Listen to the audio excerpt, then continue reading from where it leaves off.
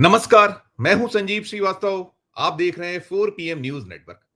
मित्रों, पहलगाम आतंकवादी नरसंहार की घटना को 2 महीने का वक्त पूरा हो चुका है। 26 निर्दोष पर्यटकों को मौत के घाट उतार दिया गया था। आतंकवादी बीसरन घाटी में पहुंचे थे, पहलगाम से 6 किलोमीटर दूर, जिसे मिनी स्विट्जरलैंड कहा जाता है। वहां पहुंचकर कत्लेआम किया था, धर्म पूछकर लोगों को मारा गया था और इसके बाद 2 दिन बाद यह कहा गया था कि आतंकवादियों की पहचान हो गई है। उनके स्केच भी जारी कर दिए गए थे और बहुत वाहवाही लूटी गई थी कि आतंकवादियों की पहचान हो गई, तो अब बहुत देर नहीं लगेगी और जल्दी ही ये जो लोग हैं शिकंजे में होंगे। लेकिन 60 दिन से ज्यादा का वक्त बीत चुका है, सरकार के हाथ खाली हैं और अब जो खबर आ रही है वो चौंका रही है। एक बड़ा ट्विस्ट पूरे मामले में निकलकर सामने आ रहा है। एनआईए ने अभी जो गत दिवस पहलगाम में 2 लोगों को गिरफ्तार किया और उसमें आक्षेप आरोप यह है कि ये लोग इन जो नरसंहार करने वाले थे, पहुंचे थे, जो आतंकवादी थे, उनको इन्होंने शेल्टर दिया था, पनाह दी थी, इनको जो एक मदद दी जानी चाहिए थी वो सारा कुछ दिया गया था। और इन दो के नाम हैं परवेज अहमद जोठार और बशीर अहमद जोठार। इनकी गिरफ्तारी हो चुकी है और इनको जो है गैर कानूनी गतिविधि रोकथाम अधिनियम 1967 की धारा 19 के तहत गिरफ्तार किया गया है। इनसे पूछताछ चल रही है और इन सब के बीच एनआईए ने जो एक खुलासा किया है, नेशनल इन्वेस्टिगेशन जो एजेंसी है, उसका खुलासा चौंका रहा है। उसने बिल्कुल स्पष्ट कर दिया है कि जो 24 तारीख को, 24 अप्रैल को, यानी पहलगाम आतंकवादी घटना के 2 दिनों के बाद स्केच जारी किए गए थे। स्केच आपको ध्यान होगा, इसने स्केच जारी किए गए थे। आदिल हुसैन ठोकर, हाशिम मूसा और सुलेमान और अली उर्फ तलहा, ये 3 के स्केच जारी करके दावा किया गया था कि यही वो आतंकवादी हैं जिन्होंने इस पूरे के पूरे नरसंहार को अंजाम दिया था। निर्दोष जो पर्यटक थे उनको मौत के घाट उतारा गया था। अब एनआईए ये कह रहा है कि उसने जो अपनी जांच की है उसमें जो तथ्य निकलकर सामने आए, ये तीनों के तीनों कोई भी इस हमले में शामिल नहीं है। सुनिए दोबारा, ये तीनों के तीनों जिनके स्केच जारी किए गए थे, अनंतनाग पुलिस का पहले इनपुट था, उसको मान लिया गया था। उसके आधार पर देश भर में, दुनिया भर में कहीं ये सूचना दे दी गई थी स्केच जारी करके कि ये वो लोग हैं जिन्होंने पहलगाम आतंकवादी नरसंहार को अंजाम दिया है और ये बचने वाले नहीं है। और जमकर उसके बाद उनकी खोजबीन शुरू हुई थी और वो चल रही है आज भी। लेकिन अब एनआईए ये कह रहा है कि ये तीनों के तीनों जिनके स्केच जारी किए गए थे वो इस हमले में शामिल नहीं है। सोचिए आप, कैसे देश को गुमराह किया गया एक तरीके से। अनंतनाग पुलिस किसके अंदर में है? जम्मू कश्मीर में सरकार भले ही उमर अब्दुल्ला की है, लेकिन जो पूरा का पूरा वहां प्रभुत्व है वो तो एलजी का है। जो मनोज सिन्हा साहब है, उनके बिना पत्ता नहीं खड़कता और उन्होंने भी बहुत दावे बड़े बड़े किए थे। अमित शाह केंद्रीय गृह मंत्री, जिनके अधीन सारी की सारी एजेंसियां आ जाती हैं, आती हैं, ताकत झोंक रखी थी, अभी भी झोंकी हुई है। अभी जो चल रहा है कि लगातार वहां जो गिरफ्तारी को लेकर जो दोषी हैं उसमें उसमें अभियान चल रखा है, एक बड़ा अभियान चल रहा है। 60 दिन से ज्यादा के वक्त के बाद भी सरकार के हाथ खाली हैं। और अब क्या कहा जा रहा है? कहा यह जा रहा है कि ये जो स्केच थे जो जारी किए गए थे, उनका इस हमले से कोई लेने देने नहीं। आपने देखा होगा कैसे घरों को उड़ाया गया था वहां, और कहा गया था वहां जो चाहे उमर अब्दुल्ला हो, फारूक अब्दुल्ला हो, या जो पूर्व मुख्यमंत्री महबूबा सईद, मुफ्ती महबूबा सईद, उन्होंने कहा था कि कम से कम निर्दोषों को निशाने पर ना लिया जाए, आम आदमी ना पिसे। और ये पूरे देश से आवाज उठी थी। राहुल गांधी वहां दौरे पर गए थे।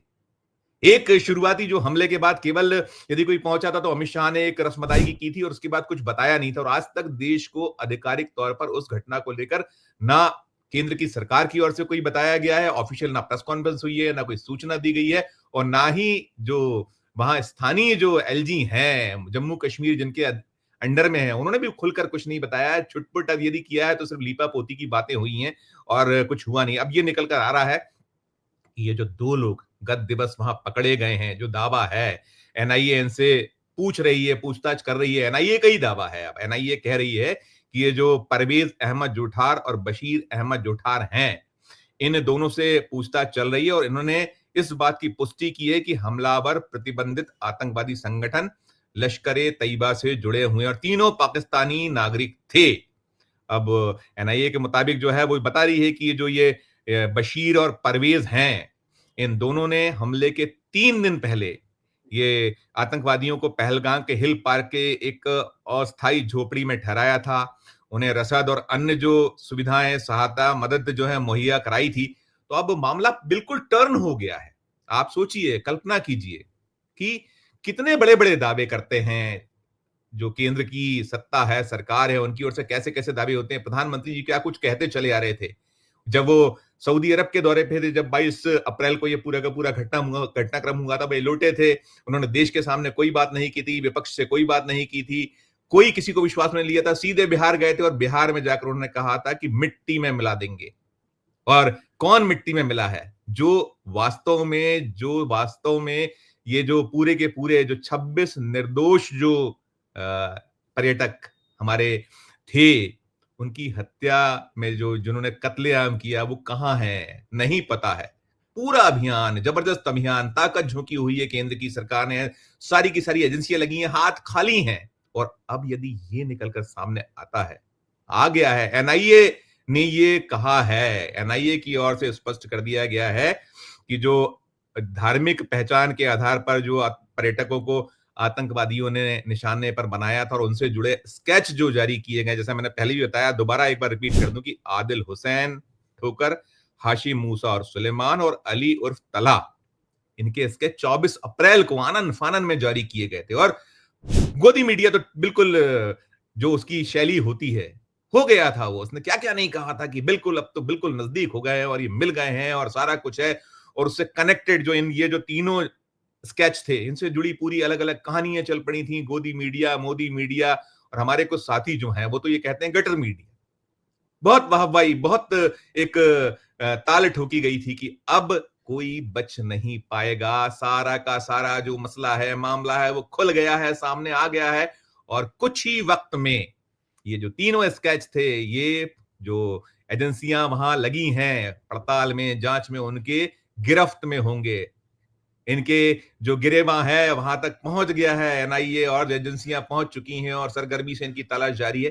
लेकिन 60 दिनों के बाद 22 अप्रैल 2025 और आज है 23 जून 2025, 60 दिन से ज्यादा का वक्त हो चुका है, हाथ खाली है। और निकलकर कितनी सनसनीखेज जानकारी सामने आई है एनआईए के अनुसार कि जो स्केच है जारी किए गए वो बोगस हैं, गलत हैं। उनका कोई इन्वॉल्वमेंट इस जो नरसंहार हुआ था उसमें नहीं है। सोचिए आप कि क्या-क्या करती है केंद्र की सरकार, उनके जो मुखिया हैं, चाहे वो मोदी साहब हों या अमित शाह साहब हों, आप कुछ भी कह दीजिए, कोई नहीं आपसे पूछने वाला है। एक अजीब-सी स्थिति है देश में। इस वीडियो में इतना ही। इस पूरे मामले से जुड़ा जो आगे और अपडेट होगा, हम आप तक पहुंचाएंगे। आपकी अपनी क्या राय है? यदि एनआईए कह रहा है, खारिज कर दिया उन्होंने तीनों स्केच को, तो सोचिए कितनी भद्द पिटेगी ये दुनिया के सामने। क्या कहेंगे अब ये हमारी जो सरकार है? और कोई जो 2 महीने में है उसका अभी तक तो नतीजा सिफ़र है। बस एक ही निकल कर आता है कि हम निकट हैं, नज़दीक हैं, जल्दी धर लिए जाएँगे, पकड़ लिए जाएँगे। लेकिन जिन लोगों ने अपने जो निकट संबंधियों को खोया है, अपने घर के लोगों को खो दिया है, उनके दिल पे क्या गुज़र रही है? पूछिए उनसे। याद करिए वहाँ कैसे रुंदन था, कुंदन था, वो चाहे वो नरवाल हो या और जो वहाँ महिलाएँ हैं जिन्होंने गुजरात की उस ब्रेव महिला जिसने केंद्रीय मंत्री को उल्टे पैर भगा दिया था, कि आपने क्या किया हमारे लिए? सुरक्षा क्यों नहीं दी आपने? उन सवालों का जवाब नहीं आ पाया है और हाथ खाली और दावे खोखले साबित हुए। आपकी अपनी टिप्पणी क्या है? इस वीडियो कमेंट बॉक्स में ज़रूर कीजिएगा और खबर अच्छी लगे तो चैनल को लाइक कीजिएगा, सब्सक्राइब कीजिएगा, ज्वाइन का बटन दबाइएगा तो हमारी हौसला अफ़ज़ाई होगी। प्यार और स्नेह बनाए रखिए और देखते रहिए 4 पीएम न्यूज़ नेट पर। धन्यवाद, नमस्कार।